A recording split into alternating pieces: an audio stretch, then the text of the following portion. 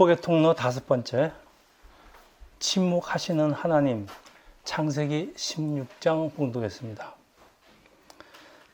여러분은 하나님이 침묵하시는 것 같은 느낌을 든 적이 있으세요?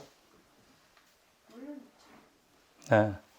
하나님이 나를 버리신 것 같기도 하고, 또 나의 간절한 기도도 외면하시는 것 같고, 이제 이럴 때 우리의 믿음이 연약해지기도 하고, 때로는 믿음이 통째로 흔들리기도 합니다. 우리를 사랑하시고 아끼신 하나님이 왜 때때로 침묵하실까요? 그리고 이럴 때 우리는 무엇을 해야 할까요? 오늘 우리가 살펴볼 주제입니다.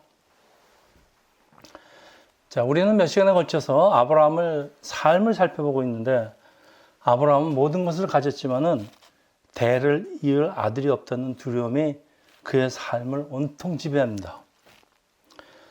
지난 시간 15장 하나님의 약속에도 불구하고 아들 소식은 없고, 혹시 하나님께 버림받은 것 아닐까 하는 두려움도 있을 것입니다. 자, 오늘 본문에는 어떻게 해서든지 아이를 얻으려고 아내 사라의 종 하갈에게서 아이를 잉태하는데, 지난 시간 하나님은 자식을 약속하시면서 일방적인 언약식을 하시죠. 이때 아브라함의 나이는 몇 살일까요? 75세입니다. 왜냐하면 하란을 떠난 지 얼마 되지 않았으니까. 근데 오늘 등장한 16장에 등장한 아브라함의 나이는 몇 살일까요? 네, 80. 창세기 16장 16절에 보면 하갈이 아브라함에게 이스마엘을 낳았을 때는 아브라함이 86세. 그러면 이제 애 낳기 전이니까 10달 전이니까 85세입니다.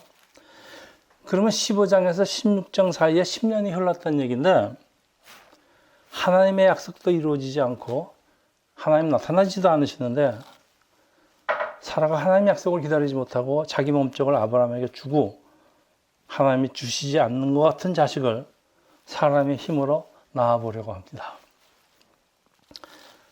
아브라함 부부의 눈은 오직 대를 이을 아들에게만 고정되어 있는데, 하나님의 계획은 이 아들을 통해서 인류 구원을 이루시기를 원하기 때문에 하나님과 아브라함의 생각이 다를 수밖에 없어요.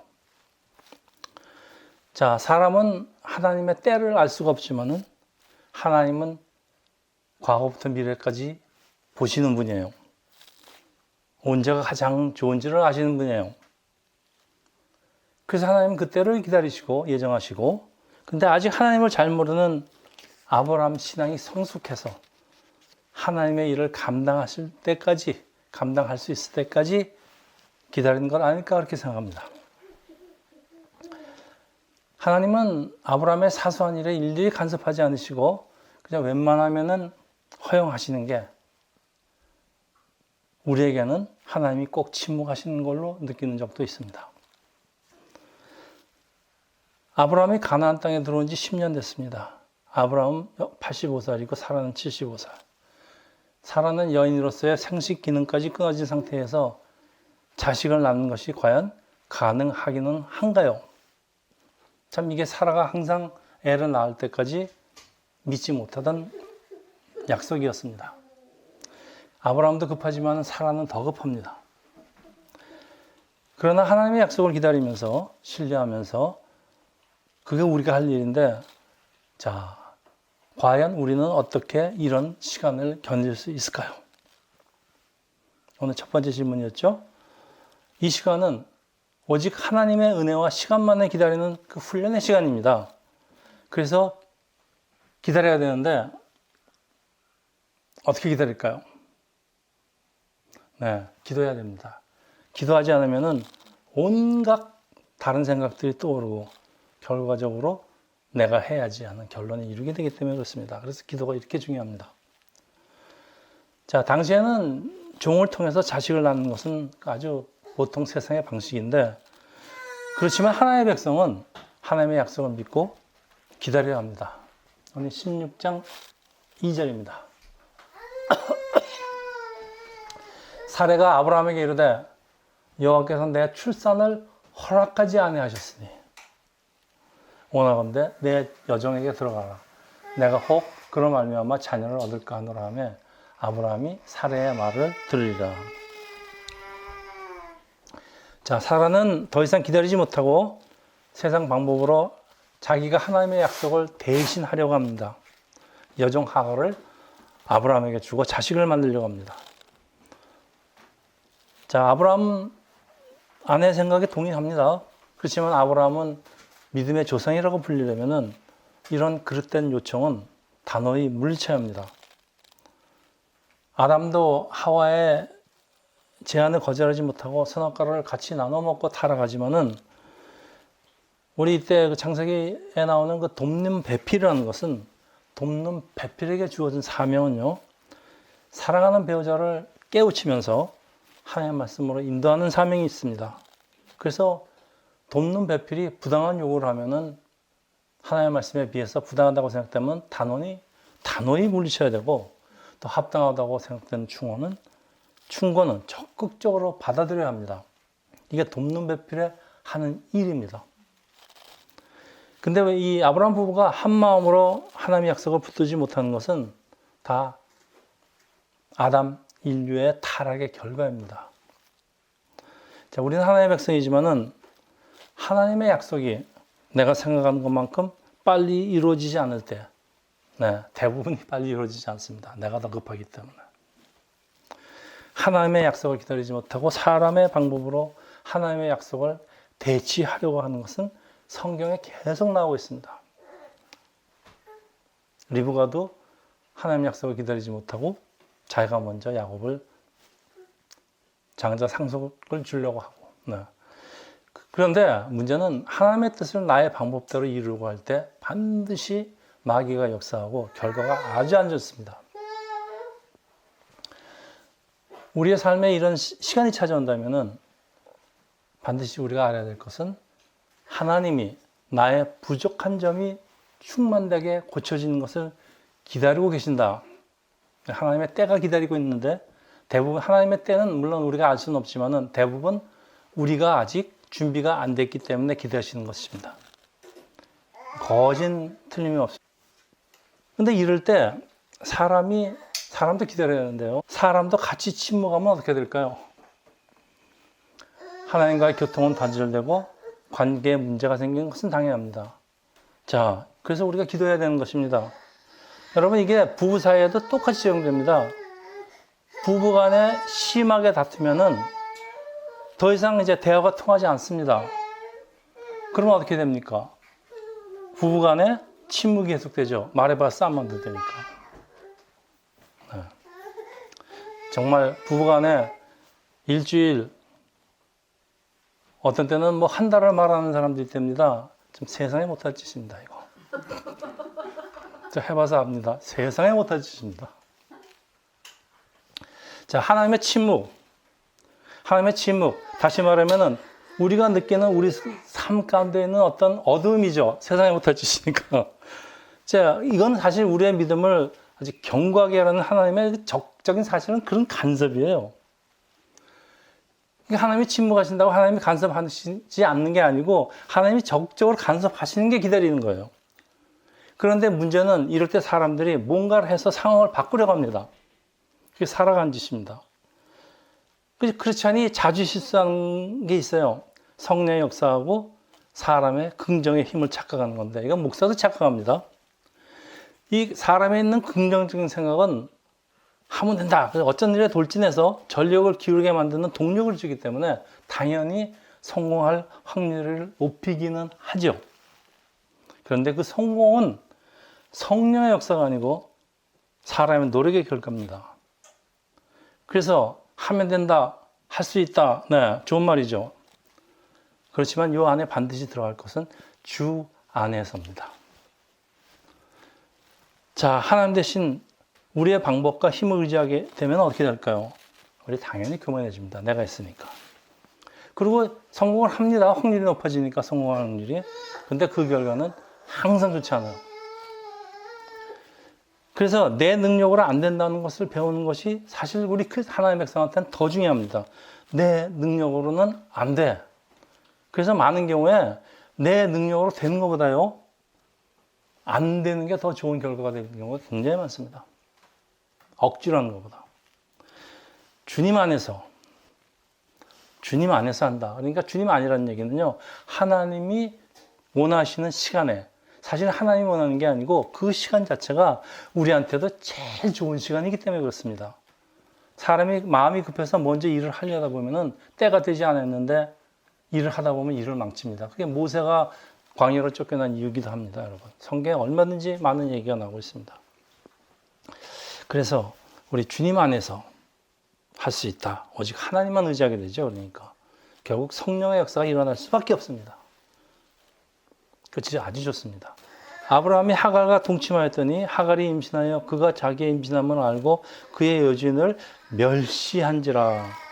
사례가 아브라함에게 이르되 내가 받은 모욕은 당신이 받아야 올 터다. 내가 나의 여정을 당신의 품에 두었거늘 그가 자기의 임신함을 알고 나를 멸시하니 당신과 나 사이에 여호와께서 판단하시기를 원하노라. 아브라함이 사례에게 이르되 당신의 여종은 당신의 수중에 있으니 당신의 눈에 좋은 대로 그에게 행하라 하며 사라가 하갈을 학대하였더니 하갈이 사례 앞에서 도망가였더라. 하갈이 왜 자기의 여종 사라를 멸시할까요? 우리 이조시대 때 사극 보면은요, 상궁이 왕자를 낳으면은 그다음부터 눈에 보이는 게 없습니다. 똑같습니다. 사라의 몸종에서 아브라함의 첩으로 신분이 상승되고 거기다가 아브라함의 첫 아이까지 잉태하니까 눈에 보이는 게 없습니다. 새로운 신분에 우쭐거리는 마음이 생기는 건 어쩔 수가 없어요. 자, 여기 중요한 메시지가 있는데, 사람이요, 자기 힘이 됐든지 하나님의 힘이 됐든지 세상의 성취를 달성하면요, 자신의 주인도 몰라보게 됩니다. 다시 말하면 사람의 주인은 하나님이죠. 영원한 주인 되신 하나님을 점점 등한시하게 되는 건 이게 타락한 사람의 연약함 때문에 그렇습니다. 예외 없이 어느 사람이든지 사회에서 성공을 하면요, 하나님하고 점점 관계가 멀어집니다. 굉장히 주의해야 됩니다. 자, 아브라함 집안은 모든 사람이 잠시 동안 행복하고 기뻐하였겠지만은 사람의 뜻으로 저질른 아이의 잉태 소식에 지금까지 아무런 문제가 없었던 아브라함과 사라와 하갈 사이에 아주 심각한 불협화음이 일어납니다. 사라는 자신이 아브라함을 부추겼으면서 불교하고 남편을 원망하며 책임을 돌리고, 아브라함은 골치 아프니까 하갈을 사라의 처분에 맡겨버립니다. 네 마음대로 해. 자, 이 급하면 아내를 팔아먹는 아브라함의 비겁함이 여전히 남아 있습니다. 이거 어디 안 갑니다, 여러분.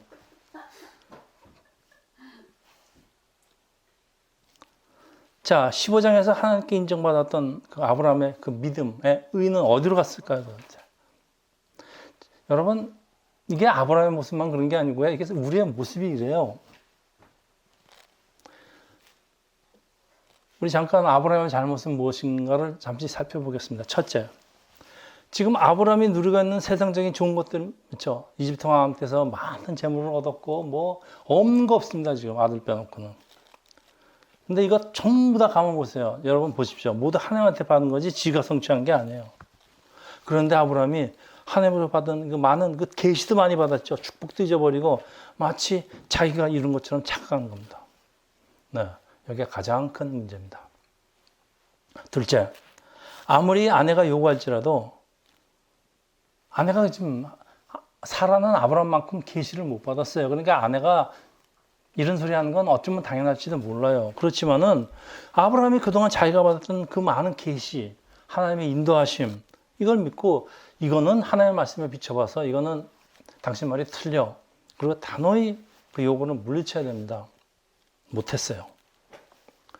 그 다음에 셋째, 자, 결과적으로 하갈과 동침을 해서 아이를 낳은 거는 누구의 실수입니까? 자기가 저지른 일 아닙니까? 그럼 자기가 수습해야 될 거 아니에요? 근데 사라가 누굽니까? 지금 사라는 질투의 화신이 됐습니다. 사라 눈에 뭐가 보이겠습니까? 근데 질투의 화신이 된 사라한테 하갈의 처분을 맡긴 것입니다. 하갈이 사라를 핍박할 수밖에 없죠. 하갈은 도망갈 수밖에 없습니다. 16장 6절에서 9절입니다. 자, 아브라함이 사라에게 이르되 당신의 여종은 당신의 수중에 있으니 당신의 눈에 좋은 대로 그에게 행하라 하며. 세상에 이렇게 비겁하고 무책임한 남자가 없습니까? 그러니 사라가 하갈을 학대했더니 하갈이 사라 앞에서 도망갔습니다. 자, 이 당시에 도망가면 어디 갑니까? 광야로밖에 도망갈 데가 없어요. 광야에 아무 준비 없이 도망가면 그냥 죽습니다. 여호와의 사자가 광야의 샘물 곁 곧 술길 샘 곁에서 그를 만나 이르되 사라의 여종 하갈아 내가 어디서 왔으며 어디로 가느냐? 그가 이르되 나는 내 여주인 사라를 피하여 도망가나이다. 여호와의 사자가 그에게 이르되 내 여주인에게 돌아가 그 수하에 복종하라. 여러분 10장에서 하나님이 아브라함한테 나타나신 적이 없어요 지금. 그리고 하갈의 종한테 나타난 것도 하나님이 아니고 하나님의 여호와의 사자입니다. 지금까지도 하나님은 나타나고 있지 않습니다. 그리고 아브라함은 사라는 사고를 저지르고 있습니다. 자, 하나님 여호와의 사자가 하갈한테 주인한테 돌아가랍니다. 종은 주인에게 복종하라는 말은 단순히 하갈에만 주시는 말씀이 아닙니다. 사람도 사람의 주인 되시는 하나님께 복종하라는 것입니다. 하나님의 돌보심을 잊어버리고 자신의 방법으로 이루려고 하는 것은 하나님을 무시하는 거죠. 하나님 보시기에도 사람이 하나님의 말씀에 침묵하는 겁니다. 자, 하나님도 침묵하시지만은 사람도 침묵하는데요. 사람의 침묵은 하나님에 대한 사람의 침묵은 하나님을 잊어버렸거나 혹은 하나님을 소홀하게 취급하는 것입니다. 아주 나쁩니다. 그러나 하나님의 침묵은 다릅니다. 하나님의 침묵은 우리에 대한 무관심의 표시가 아니라 내가 깨닫기를 기다리시는 하나님의 기다림입니다. 내가 성숙하기를 기다리시는 하나님의 기다리십니다. 자, 하갈은 어려움과 핍박이 있더라도 하갈이 있어야 할 마땅한 자리는 어디겠습니까? 종이 있어야 할 곳은 주인 바로 밑이에요. 크리스찬이 있어야 할 곳은 우리 오늘 찬송했죠. 주 날개 및 십자가 아래입니다. 우리는 항상 십자가 밑에 있어야지 안전합니다. 어려운 일을 만날 때 두려움에 도망가기 시작하면요, 계속해서 도망을 갑니다. 한 번 도망간 사람은 두 번 도망가고 두 번 도망가면 세 번째 아주 쉽게 도망갑니다. 그래서 첫 번째 절대 도망가지 말고 어려운 일을 만나면 버텨야 됩니다. 안 버티면은 인생의 도망자가 되는데, 여러분 퓨지티브라는 그 옛날에 아주 유명한 드라마가 있었는데 그 라이프타임 퓨지티브가 됩니다. 평생을 도망다니면서 삽니다. 이거 잊으면 안 돼요. 지금도 우리 안에 계시면서 우리를 감찰하고 우리를 기다리시는 성령 하나님이 우리한테 있습니다. 그래서 어떤 상황에서도 우리 주님을 붙들고 기다리면 좋은 일이 일어납니다. 그래서 하나님이 침묵하시는 것 같은 시간에 기도하면서 오히려 더 하나님을 기다리고 참고 인내하라는 그런 말씀인데, 하나님의 침묵은 결과적으로 우리를 향하신 세심한 간섭이라는 역사입니다. 우리를 버리시거나 우리를 잊으신 것이 아니고 하나님이 우리를 더 세심하게 지금 보고 있다는, 세심하게 침묵하시면서 보고 있을 것 같은데 우리는 하나님을 느끼지 못하니까 기도하면서 우리가 기다리고 있으면 하나님을 느끼면서 하는데, 기도하지 않고 그냥 기다리면은 우리는 하나님이 침묵한다고 생각합니다. 여러분이 하나님이 침묵한다고 느끼실 때는 다시 말해서 우리가 기도 제대로 안 하고 있다 그런 말씀이에요. 자, 하나님이 침묵하는 시간, 크리스찬에게는 어둠의 시간입니다. 참 힘든 시간이에요. 낙담해서 내가 뭘 하려고 합니다. 이거 갖고는 도저히 안 되겠다. 하나님 기다리다가 큰일 나겠다. 그래서 나의 방법으로 약속의 자녀가 아닌 이스마엘을 잉태하지 말고 하나님을 믿고 인내할 적에 반드시 하나님의 약속의 아들 이삭이 태어난다는 것을 잊으시면 안 됩니다. 우리가 어려운 일에 도망을 가거나 하나님의 말씀에 순종하지 않는 것 모두 하나님에 대한 사람의 침묵입니다. 사람이 침묵에 실망하신 하나님도 침묵하실 겁니다. 이렇게 되면은 하나님과 나 사이의 관계는 깨집니다. 하나님이 침묵하실 적에는 우리가 그 이유를 좀 생각해 봐야 돼요. 그래서 여러 가지로 생각하면서 어떤 사람들은 그렇게 합니다. 하나님이 침묵하시는 것은 내가 하는 일에 대한 묵인이라고 생각도 해요. 뭐 그럴 수도 있겠죠. 꼭 그런 건 아니죠. 그렇지만 하나님이 보시기가 싫어도 잠시 내버려 두시는 거 아닐까요? 왜냐하면 우리에게는 하나님이 주신 자유의지가 있기 때문에 하나님이 이렇게 세세히 간섭하기 원하시진 않으세요. 우리한테도 어떤 재량권을 주시기를 원합니다. 자, 오늘 본문에 참 비겁한 아브라함의 모습을 보죠. 15장에서 보여주는 아브라함의 믿음은 도대체 어디로 갔어요? 상황이 좋을 땐 하나님을 찬양하다가 상황이 바뀌면 책임을 회피하고 도망가는데 15장에서는 믿음의 사람인데 10년 지나고 16장에서는 완전히 불신앙의 사람으로 나타납니다. 16장 10절, 10절에서 12절, 15절입니다. 하갈한테 하시는 말씀입니다. 여호와의 사자가 또 그에게 이르되 하갈입니다. 내가 네 씨를 크게 번성하여 그 수가 많아 셀 수 없게 하리라. 여호와의 사자가 또 그에게 이르되 네가 임신하였은즉 아들을 낳으리니 그 이름은 이스마엘이라 하라. 이는 여호와께서 네 고통을 들으셨음이라.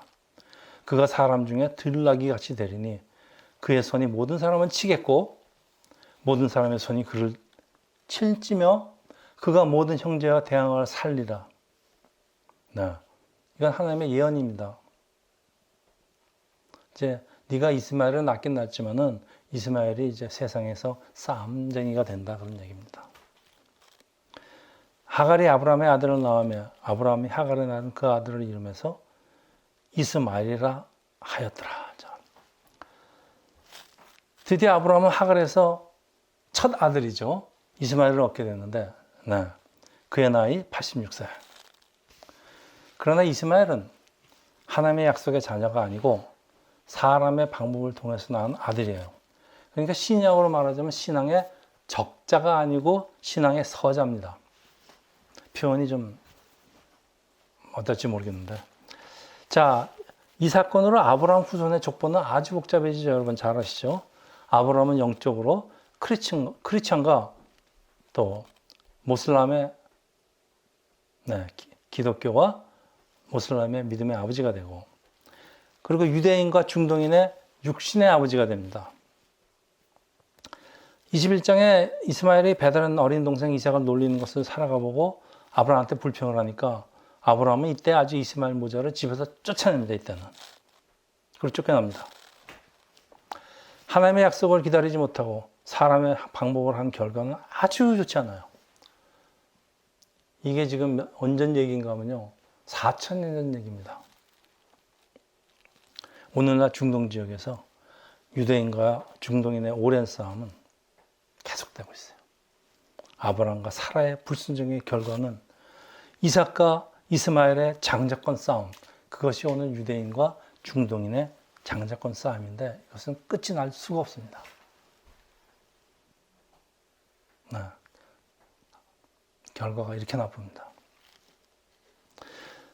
아브라함은 이스마엘을 낳고 이스마엘이 나의 상속자라고 생각을 하였을까요? 그랬던 것 같아요. 그런데 이제 다음 시간에 다룰 계속되는 17장 1절에 우리가 그동안 질문했던 우리의 질문에 대한 힌트를 줍니다. 이때 아브라함의 나이가 99세 그리고 이스마엘이 태어난 지 13년 만에 이때야 비로소 하나님은 아브라함에게 나타나시는데 하나님이 창세기 15장에서 아브라함에게 믿음의 의로 칭하시고 몇 년 있다고 합니까 지금? 23년입니다. 죄송합니다. 네. 아브라함이 99세의 여호와께서 아브라함에 나타나서 그에게 이르시되 자, 잘 들으세요. 나는 전능한 하나님이라 너는 내 앞에서 행하여 완전하라. 나는 전능한 하나님이라 너는 내 앞에서 행하여 완전하라. 이렇게 말씀하십니다. 23년 만에 나타나셔서. 여러분 이건 무슨 뜻 같아요? 나는 전지전능한 존재야. 창세기 1장 1절에. 내가 모든 거 다 내가 만들었어. 나는 뭐 할 수 없는 게 없어. 내가 너한테 아들을 주지 않았던 것은 내 능력 부족도 아니고 네가 제대로 하지 않아서 내가 기다린 거야. 그 말 같아요. 그렇게 들립니다. 그러니까 아브라함아, 이제는 좀 제대로 해봐. 내 앞에서 행하여 완전해봐라. 그런다고 아브라함이 완전해지겠습니까?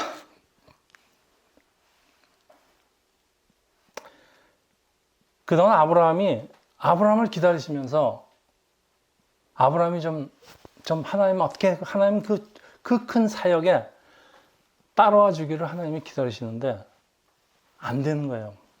그리고 아브라함이 99세가 되니까 이제는 더 이상 기다릴 수가 없어. 저는 그런 말씀으로 들립니다. 내 앞에서 행하여 좀 완전해봐. 근데 너는 완전할 수가 없어. 그러니까 내가 너를 이제는 완전하게 내가 만들어줄래. 그 방법밖에 없어. 그 얘기 같아요.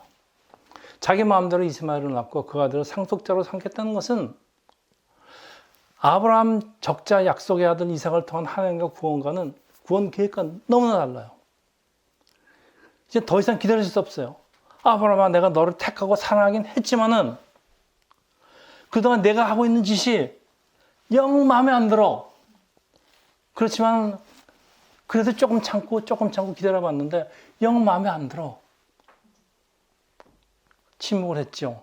근데 이제는 나도 더 이상 못 기다리겠어. 이제는 때가 되었어. 아브라함, 너 이제 99세야. 이제는 내가 부족한 너를 완전하게 만들어서 나의 계획을 진행시키겠다는 말씀 아닐까요?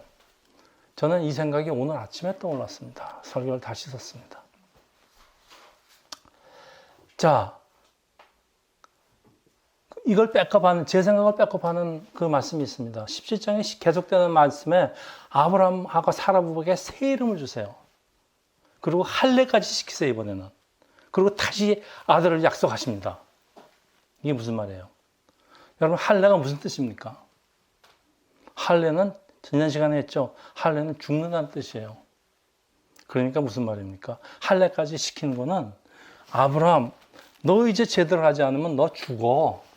그런 뜻 아니에요? 백목사님 어떻게 생각하십니까? 나는 그렇게 들립니다. 이제는 나도 더 이상 못 참겠어. 이제 내가 억지로 너 시킬 건데 너 이대로 안 하면은 너 죽어. 그러니까 할례 받아. 할례가 약속 아닙니까? 하나님한테.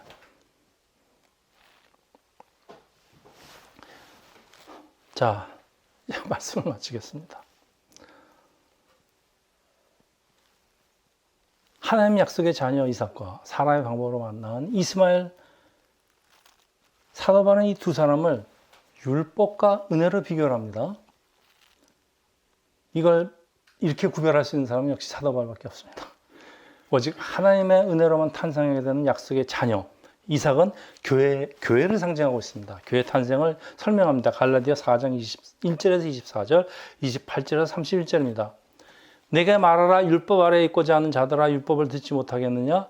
기록된 바 아브라함에게 두 아들이 있으니 하나는 여종에게서 하나는 자유 있는 여자에게서 낳았다 하였으며, 여종에서는 육체를 따라 낳고 자유 있는 여자에게서는 약속으로 말미암는다. 이것이 비유니 이 여자들은 두 언약이라고, 하나는 시내 산으로부터 종을 낳은 자니 곧 하갈이라. 시내 산에서 종을 낳은 자. 여러분, 시내 산이라는 건 시내 산에서 율법을 받았습니다. 형제들아, 너희는 이삭과 같이 약속의 자녀라. 그러나 그때 육체를 따라 난 자가 성령을 따라 난 자를 박해한 것 같이 이제도 그리하도다. 그러나 성경이 무엇을 말하느냐? 여종과 그 아들을 내쫓아라. 여종의 아들이 자유 있는 여자 아들과 더불어 유업을 얻지 못하니라 하였더라. 그런즉 형제들아, 우리는 여종의 자녀가 아니요 자유 있는 여자의 자녀들아. 우리 크리스천들은 율법에 의해서, 사람의 방식으로 의해서 나타난, 그렇게 생겨난 하나님의 자녀가 아니고 오저 하나님의 약속의 자녀, 그러니까 사라를 통해서 나오는 자유 있는 여자 사라를 통해서 낳은 하나님의 약속의 자녀가 우리 크리스찬이라 그런 뜻입니다. 사도 바울이 이렇게 이것을 풀었습니다. 자, 바울은 율법을 지키는 것으로, 다시 말하면은 사람의 힘을 의지해서 하나님의 의에 이르는 사람들, 누구죠? 이 당시에, 초대교회 당시에 바리새인들이 이렇게 생각했습니다. 철저하게 율법을 지켜서 하나님한테 의를 얻겠다고 생각했습니다.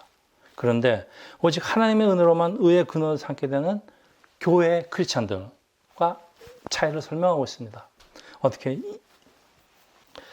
자, 이스마엘을 내쫓으라는 말씀은 사람의 방법으로 율법을 지키는 것을 그만두라는 말씀, 바리새인들한테는 얘기입니다. 당시 율법을 철저하게 지킴으로 하나님의 의를 얻겠다는 바리새적인 시도들을 향한 사도 바울의 충원입니다. 율법은 우리의 죄를 자각케 하는 역할이지 율법으로 우리가 구원을 받을 수는 없습니다. 율법을 지킴으로 하나님의 의를 얻지 못하는 사람입니다. 그리고 율법을 다 지킬 수 있는 사람은 없습니다. 하나님이 인정하시는 의는 오직 하나님의 은혜로만 말미암는 거죠. 사람의 방법의 산물인 이스마엘은 하나님의 유업을 받지 못한다. 율법을 지킴으로 하나님의 유업을 받지 못한다는 얘기입니다. 하나님의 약속으로 태어난 이삭으로만 하나님의 유업이 이어진다는 말씀입니다. 하나님의 유업이라는 건 바로 우리의 구원을 얘기합니다.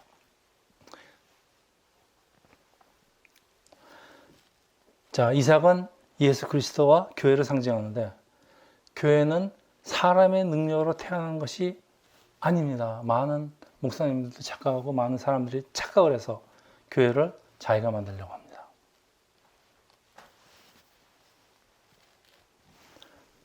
자, 하나님이 의롭다함을 얻는 방법은 따라서 우리의 재능이나 우리가 율법을 지킴으로 이루어지는 것이 아닙니다.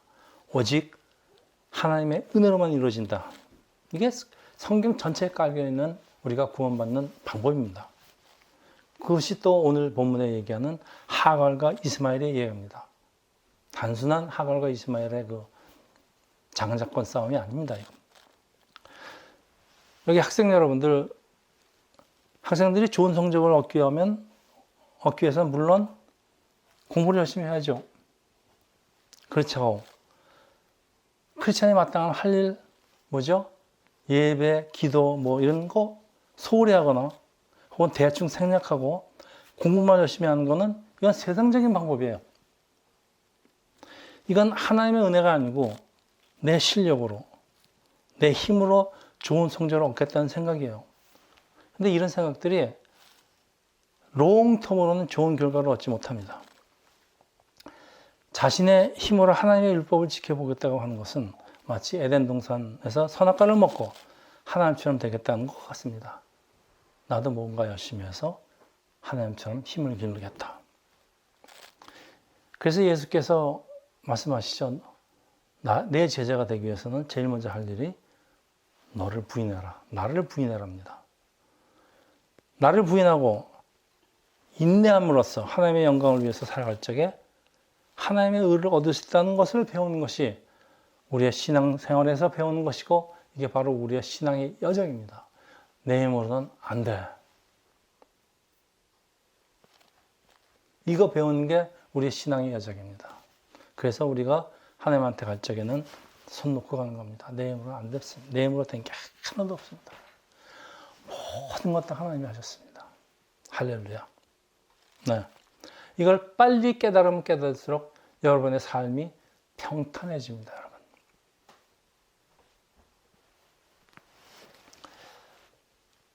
칼빈이 믿음의 다른 말은 기다림이라고 합니다. 칼빈의 얘기입니다. 믿음은 하나님의 약속, 보이지 않는 것을 실체로 받아들이면서 인내심을 갖고 기다리는 것입니다. 네. 믿음은 보이지 않는 것의 실상. 자, 하나님의 말씀을 받아들이는 것이 믿음의 시작입니다. 그렇지만은 이 믿음의 시작이 열매로 맺히기 위해서는 사람의 결단과 행동이 따르지 않으면 소용이 없다는 말씀 아닐까요? 그래서 제가 자꾸 배팅 얘기를 하는 겁니다. 여러분의 배팅이 없으면은, 네. 아무것도 이루어지지 않습니다. 하나님이 침묵하실 때 내가 무엇을 잘못하고 있는 거 아닐까 반성하는 것도 꼭 필요합니다. 왜 잘못하는 게 왜 없겠습니까? 우리가 어떻게 잘하는 것만 있겠습니까? 반드시 우리가 잘못하는 거 있습니다. 하나님은 기다리시면서 우리가 우리의 잘못을 깨닫고 우리 스스로 고치시는 걸 기다리고 계십니다. 오늘 본문은 하나님이 기다리다 못해서 하나님이 강제로 고치시게 하고 그거 약속하시느라고 할례까지 하고 너지 않으면 죽어. 자, 그 얘기를 하는 것 같아요. 참 우리가 하나님이 침묵하시든 하나님이 나하고 말씀을 하시든 우리가 항상 기도하면은요, 그게 하나님과 내가 대화가 되고 있습니다. 내가 기도하는 한 하나님의 침묵은 없습니다. 기도하시면서 항상 좋을 때나 나쁠 때나 특히 좋을 때 하나님을 꼭 붙들고 놓지 않으시기를 예수 이름으로 축원합니다. 기도합니다.